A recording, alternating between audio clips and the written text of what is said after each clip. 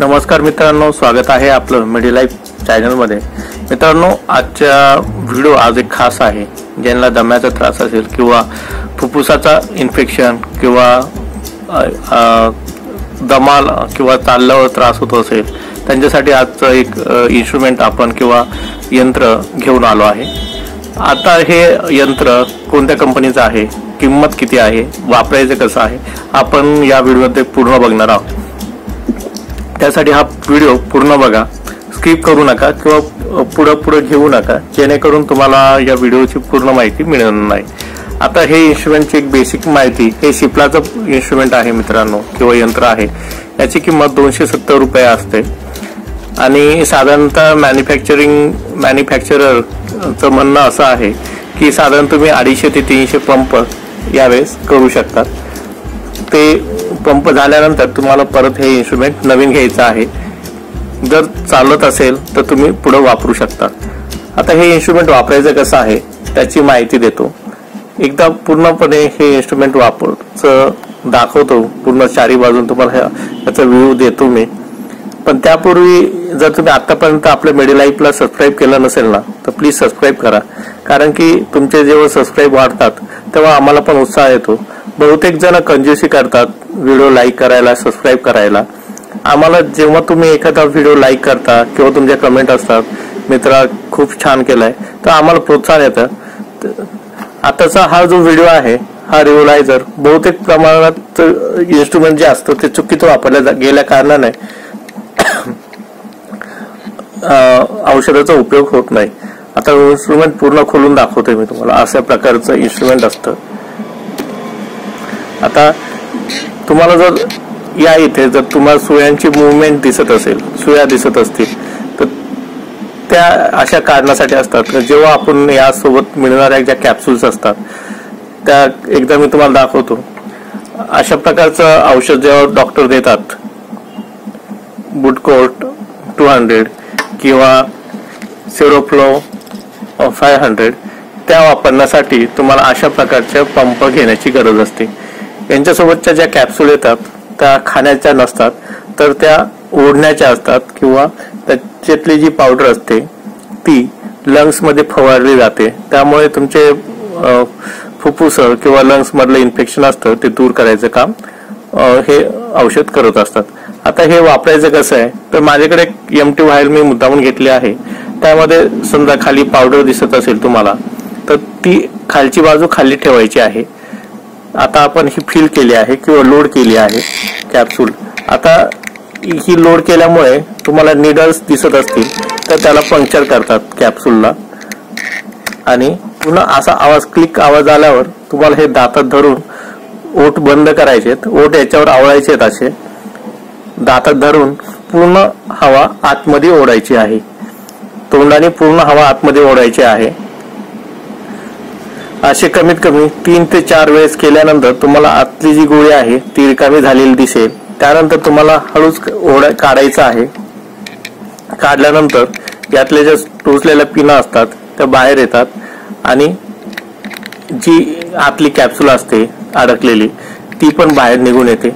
पण त्यासाठी जर तुम्हाला कॅप्सूल्स आता ही अटकली आहे, त्यासाठी तुम्ही दुसऱ्या निडल किंवा याने ती कॅप्सूल ओढू शकता। काढून घ्यायची आहे कॅप्सूल। बाहेर आल्यानंतर तुम्हाला पुन्हा दुसरी कॅप्सूल लोड करण्याचा टाइम येऊ शकतो किंवा वापरायची आहे। तर अशा पद्धतीने हे तुम्ही इन्स्ट्रुमेंट वापरू शकता। आणि त्याच हे इन्स्ट्रुमेंट वापरताना हे जे 2 बाण आहेत ते समोरासमोर आले पाहिजेत जेव्हा तुम्ही ही गोळी लोड करणार असाल तेव्हा। एवढंच लक्षात ठेवा, असं किंवा असं पण नकोय किंवा असं पण नकोय। पूर्णपणे लोड झाल्यानंतरच तुम्ही त्यामध्ये ही कॅप्सूल किंवा गोळी टाकायची आहे किंवा घ्यायची आहे।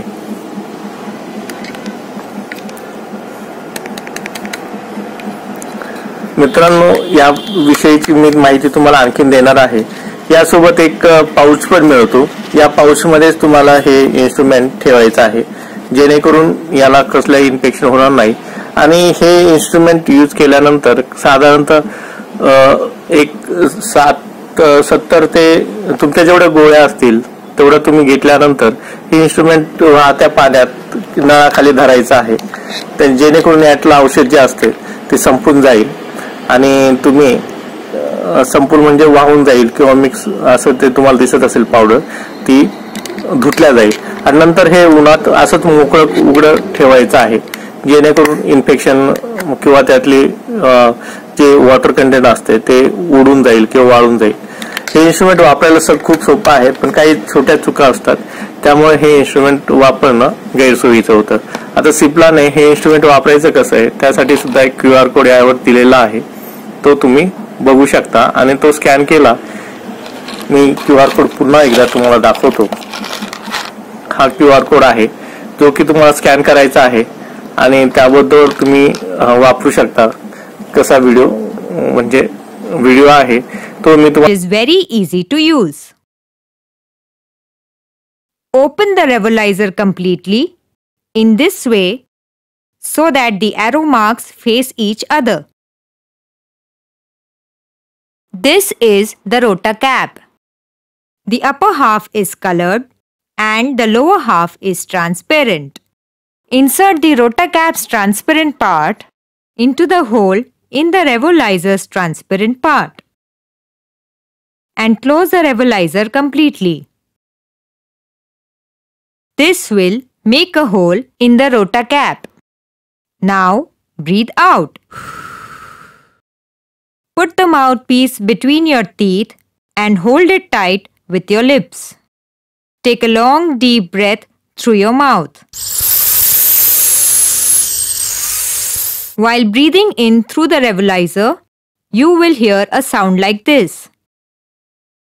This sound proves that you are inhaling the medicine the right way. Take the Revolizer out of your mouth, but keep your mouth closed. Hold your breath for 10 seconds or for as long as you can hold it comfortably. Then slowly breathe out.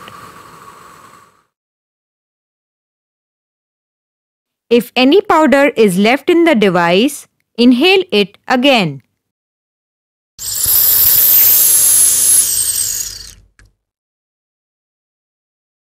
If you want to take another dose, do all the steps again as demonstrated.